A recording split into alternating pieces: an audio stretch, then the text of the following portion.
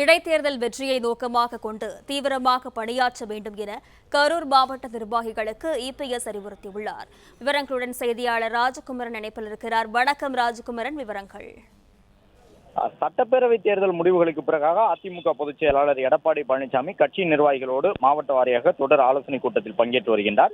இன்று காலை கரூர் நிர்வாகிகளுடன் 2 மணி நேரத்திற்கு மேலாக நடைபெற்ற ஆலோசனை கூட்டத்திலே கட்சியை விட்டு வெளியில் சென்றவர்களை பற்றி கவலைப்படாமல் இடைத்தேர்தல் வெற்றியை மையமாக வைத்து கரூர் நிர்வாகிகள் ஒன்றாக சேர்ந்து கரூர் இடைத்தேர்தல் வெற்றியை பதிவு செய்யும் விதமாக உழைக்க வேண்டும் என்று அறிவுறுத்தி இருக்கின்றார். அது மட்டுமல்லாமல் அதிமுகவில் ஜாம்பவான்களாக உருவாக்கப்பட்டவர்கள் இன்றைக்கு மாற்றுக் கட்சிக்கு சென்றிருக்கின்றார்கள்.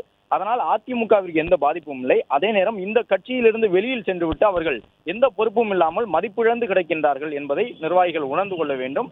உள்ளாட்சி தேர்தலிலே முறையாக கட்சி பணி செய்யக்கூடிய இளைஞர்களுக்கு குறிப்பாக அதிக அளவிலான வாய்ப்புகள் வழங்கப்படும் என்றும் அறிவுறுத்தி இருக்கின்றார். இடைத்தேர்தல் வெற்றிக்காக அனைவரும் சேர்ந்து உழைக்க வேண்டும். அதேபோன்று உள்ளாட்சி தேர்தலிலும் கட்சி குழப்பங்கள் இல்லாமல், அதாவது உட்கட்சி போட்டி பொறாமை இல்லாமல் யாரை நிறுத்தினால் அந்தந்த பதவிகளில் வெற்றி பெற முடியும் என்று நீங்கள் முடிவெடுக்கின்றீர்களோ அவர்களை முன்னிறுத்தி வேலை பார்க்க வேண்டும். உட்கட்சி பிரச்சனை உள்ளாட்சி தேர்தலில் எந்த வகையிலும் எதிரொலிக்காத வகையில் கட்சியினர் அனைவரும் ஒன்றாக சேர்ந்து பணியாற்ற வேண்டும். ஒட்டுமொத்த மாவட்ட நிர்வாகிகளும் கரூர் இடைத்தேர்தலை மனதில் வைத்து தங்களுடைய கட்சி பணியை வேகப்படுத்த வேண்டும் என்று அறிவுறுத்தல் வழங்கியுள்ளார். பிளே ஸ்டோர் மற்றும் ஆப் ஸ்டோரில் இருந்து பாலிமர் செயலியை QR கோடு மூலம் பதிவிறக்கம் செய்யுங்கள். செய்திகளை உடனுக்குடன் பெறுங்கள்.